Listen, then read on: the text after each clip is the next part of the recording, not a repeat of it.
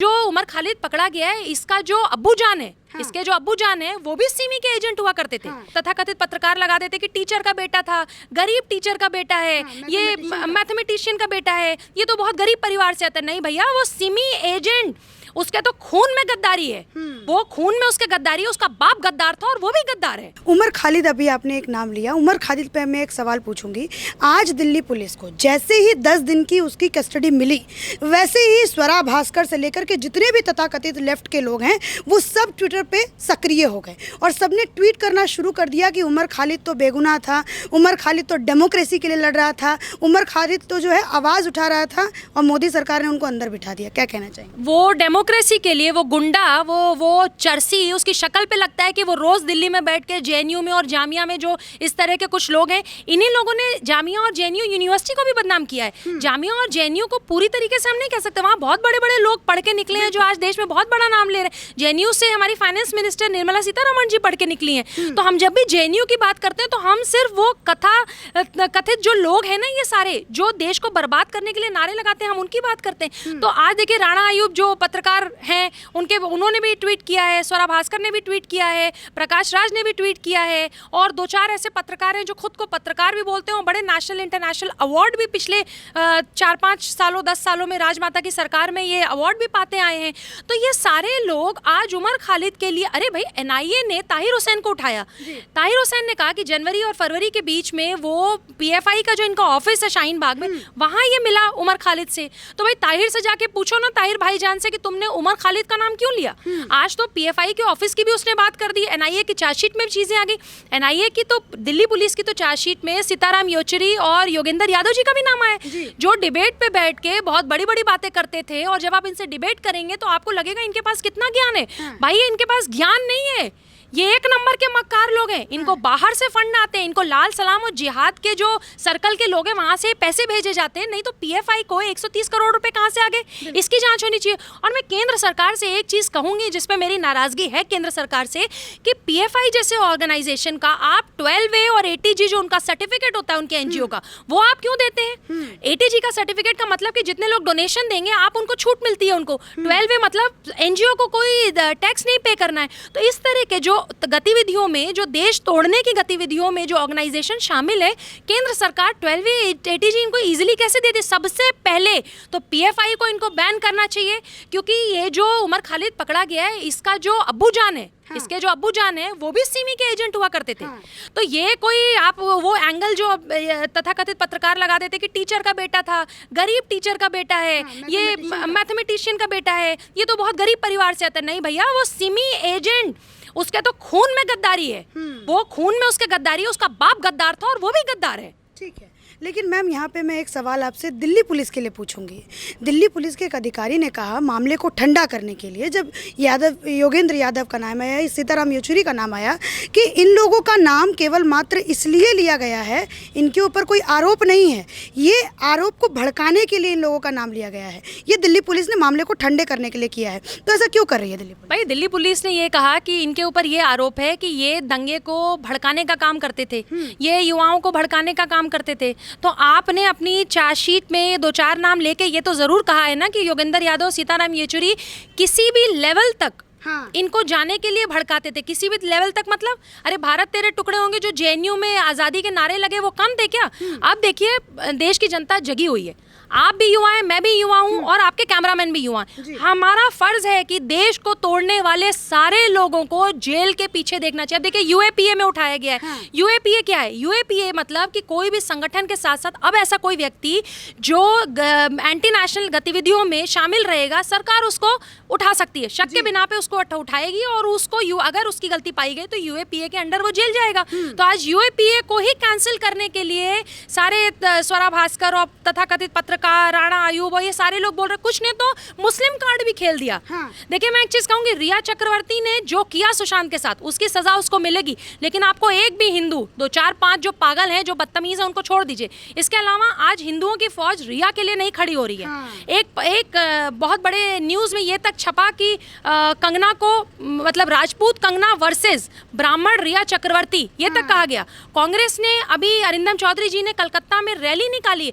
भैया, बंगाल की बेटी नहीं है वो, बंगाल जो धरती है वो नेताजी सुभाष चंद्र बोस की धरती है। आप उस धरती को बदनाम करने की कोशिश मत करिए। मैं खुद ब्राह्मण हूँ, मैं प्रीति पांडे हूँ, मैं खुद ब्राह्मण हूँ और हमारा रिया चक्रवर्ती से कोई लेना देना नहीं, हमारा किसी ऐसे व्यक्ति से कोई लेना देना नहीं जो देश तोड़ने की बात करेगा, जो देश में फोड़ने की बात करेगा, जो ड्रग पैडलर्स का साथ देगा और जो अंडरवर्ल्ड के माफिया जो देश में जमे हुए हैं, हमें सबको उनको निकालना चाहिए। तो इस तरह के जितने, अब हिंदू तो रिया चक्रवर्ती के लिए नहीं खड़ा हो रहा है, लेकिन जैसे उमर खालिद का नाम आया, आप देखिए एक फौज आपको चारों तरफ सोशल मीडिया पे दिखेगी, ट्विटर पे दिखेगी, जो ये मुस्लिम कार्ड खेलने की कोशिश कर रहे हैं। अरे भाई, आप कलाम साहब का नाम उतनी बार नहीं लेते हैं जितनी बार आप कसाब का पक्ष लेते हैं। ये देश कलाम साहब का है, कसाब का नहीं। देखिए, लड़ाई तो है पर हिंदू वर्सेस मुस्लिम की लड़ाई नहीं है, कलाम वर्सेस कसाब की लड़ाई। और कलाम साहब के लिए पूरा देश खड़ा है, 130 करोड़ की जनता कलाम को दिल में लेके घूमती है, लेकिन कसाब को हम छोड़ेंगे नहीं। ठीक है, अब ये हिंदू मुस्लिम की आपने बात करी है, लेकिन इस पर सरकार भी तो अंकुश लगा सकती थी ना। सरकार के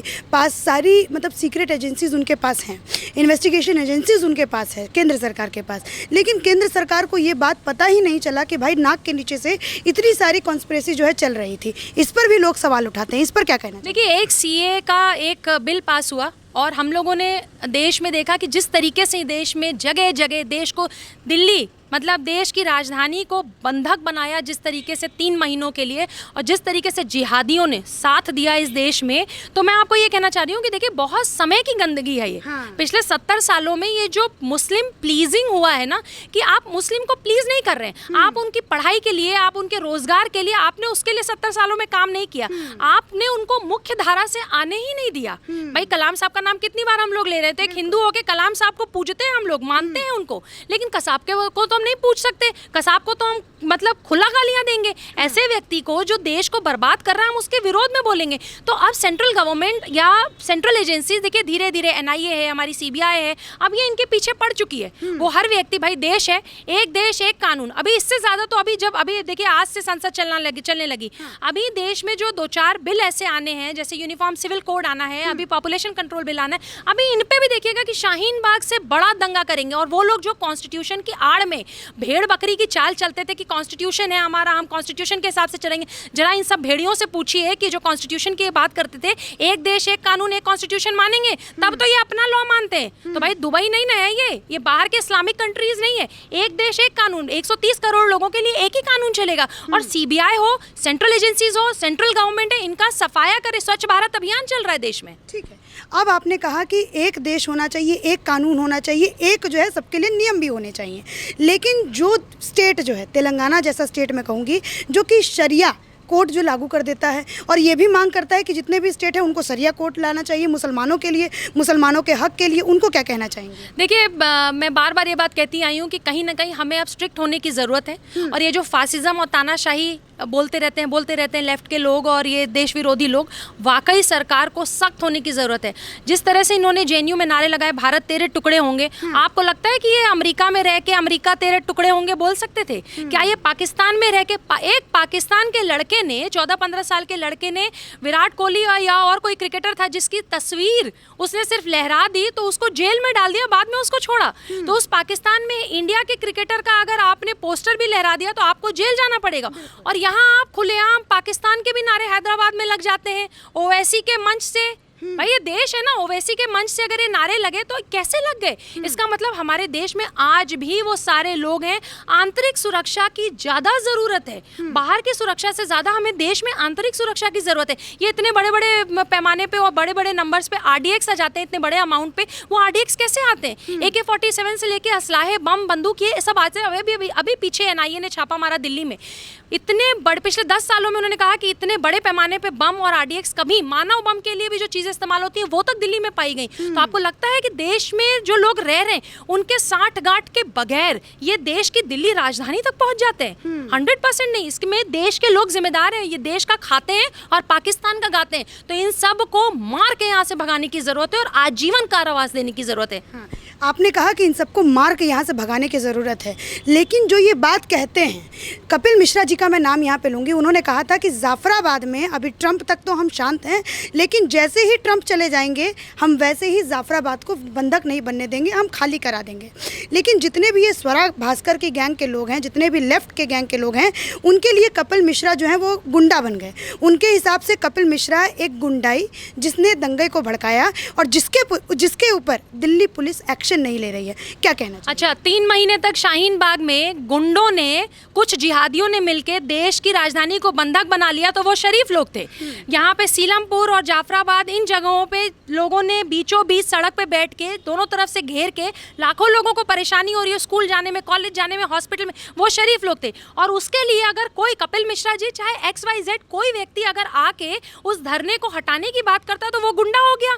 मतलब वो गुंडा है, लेकिन उसके पीछे जो लोग बैठ के गुंडाई कर रहे थे 3-3 महीने शाहीन बाग में, और दिल्ली दंगे और ताहिर हुसैन, अरे जिनकी बात आप कर रहे हैं तो ताहिर हुसैन को मसीहा बता रहे थे।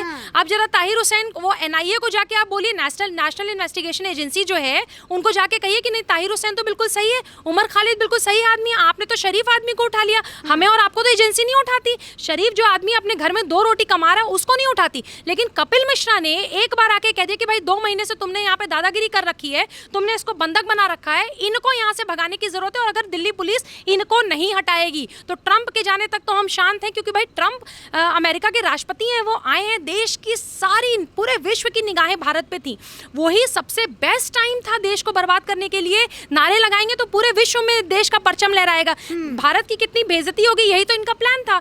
और वही अगर कपिल मिश्रा आके सामने से ये कहते हैं कि अगर आप इनको ट्रंप के जाने के बाद नहीं हटाएंगे तो हम फिर इनको देख लेंगे, वो गुंडा है। और जो गुंडे वहाँ पे बैठे हुए थे, जो जिहादी, जो कट्टरपंथी वहाँ पे बैठे थे, वो गुंडे नहीं है।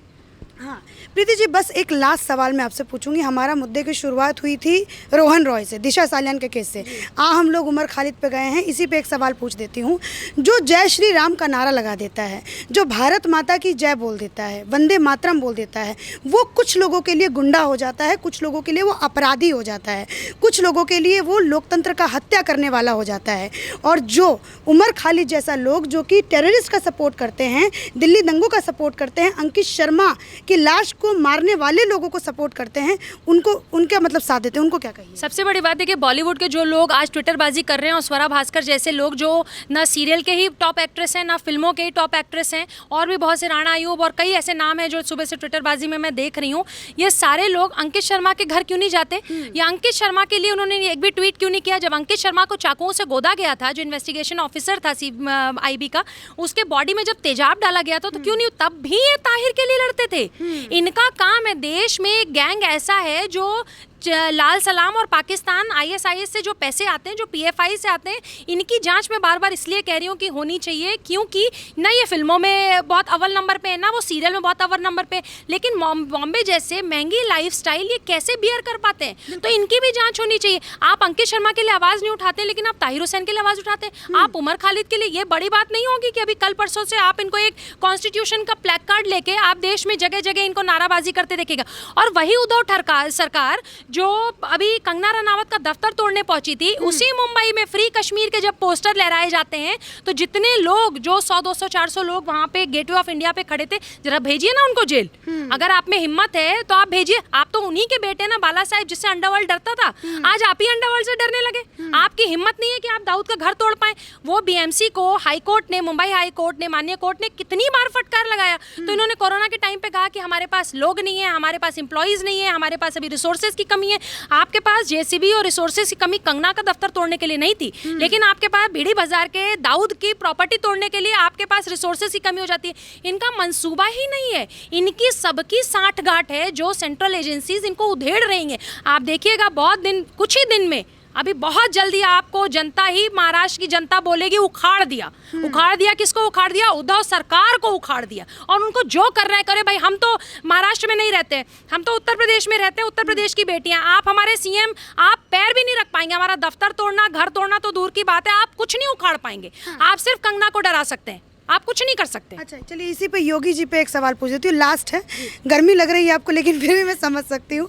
योगी जी ने आज एक स्पेशल सेल का गठित किया है जो कि किसी को भी गिरफ्तार कर सकता है बिना वारंट के, उन पे अगर शक होता है तो। ये जो आपको स्पेशल सेल है, इसके बारे में कुछ हमारे दर्शकों को बताइए, और ये बताइए कि आपको ये जो नीति है योगी आदित्यनाथ की, कोई इनको तानाशाह और ये सब कुछ तो नहीं बोलने लगेंगे? देखिए, मैं तो उत्तर प्रदेश की बेटी आती हूँ, मैं बनारस की रहने वाली हूँ, मैंने पूरी पढ़ाई लिखाई सब उत्तर प्रदेश में की, और मुझे बहुत गर्व है कि मैं उत्तर प्रदेश की बेटी हूँ।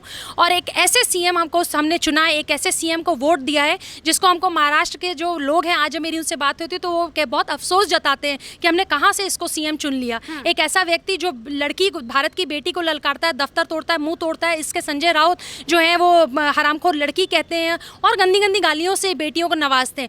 हम तो उस प्रदेश की बेटी हैं जहाँ पे योगी सरकार बेटियों के लिए ही वहाँ जी रहे हैं, महिला सम्मान के लिए जी रहे हैं। देखिए, हर प्रदेश में खुराफाती तत्व रहते हैं। जब दिसंबर में लखनऊ में दंगाइयों ने दंगा किया तो आपको याद होगा कि योगी सरकार ही वो सरकार थी जिन्होंने दंगाइयों के पोस्टर लगवा दिए पूरे शहर में। तो वो सारे लोग, उनको एक्सपोज, ये पोस्टर क्यों लगे? लोगों ने विरोध किया। वो पोस्टर इसलिए लगे क्योंकि उनका एक्सपोज होना बहुत जरूरी है कि ये सारे लोग हैं जो आपके लखनऊ को जला रहे थे, बसें फूंक रहे थे, पुलिस वालों पे वार किया उन्होंने।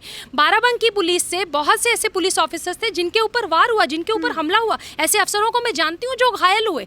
तो योगी सरकार की तो तुलना ही नहीं है। और आज योगी सरकार को ही देखिए, बैंगलोर में भी कॉपी किया गया। जो दंगाई है, जो देश में दंगा करेगा, जो गवर्नमेंट की प्रॉपर्टी को डेमोलिश करेगा, डिस्ट्रॉय करेगा, जलाएगा, उसी से उसकी भरपाई करेंगे। तो योगी सरकार से तो कांपते हैं। और मैं आपको बता दूं, ये जो आज कानून आया है वो इसलिए आया है क्योंकि अभी 2022 में चुनाव आने वाला है। जो संजय सिंह दिल्ली दंगे को नहीं बचा पाए थे, आम आदमी पार्टी के प्रवक्ता संजय सिंह जो राज्यसभा के सांसद हैं, यही ताहिर हुसैन के बचाव में उन्होंने प्रेस कॉन्फ्रेंस की थी। आज जाके यूपी सरकार में वहाँ पे योगी जी के खिलाफ वो रोज कुछ न कुछ बयानबाजी करते हैं। दिल्ली इनसे संभली नहीं, यूपी पहुंच गए। महाराष्ट्र में राजमाता ने एक उफ तक नहीं की जब कंगना का घर तोड़ रहे थे, जब एक्स नेवी ऑफिसर का मुंह तोड़ा गया, उसको मारा गया, उनके आंखों में चोट लगी, जब मदन शर्मा सर को चोट लगी, तो क्यों नहीं राजमाता ने कहा? क्यों कांग्रेस सरकार ने वहां नहीं बोला? तो जिन लोगों का आप नाम ले रहे हैं, ये कितनी भी तैयारी से 2022 की तैयारी करें, लेकिन 2022 योगी सरकार की है। As a civilian, as a उस प्रदेश की बेटी, मेरा वोट तो मेरे सीएम को ही जाएगा। चलिए, धन्यवाद प्रीति जी, हमारे साथ जुड़ने के लिए आपका बहुत बहुत शुक्रिया, हमारे चैनल के साथ मुखर होकर बात करने के लिए।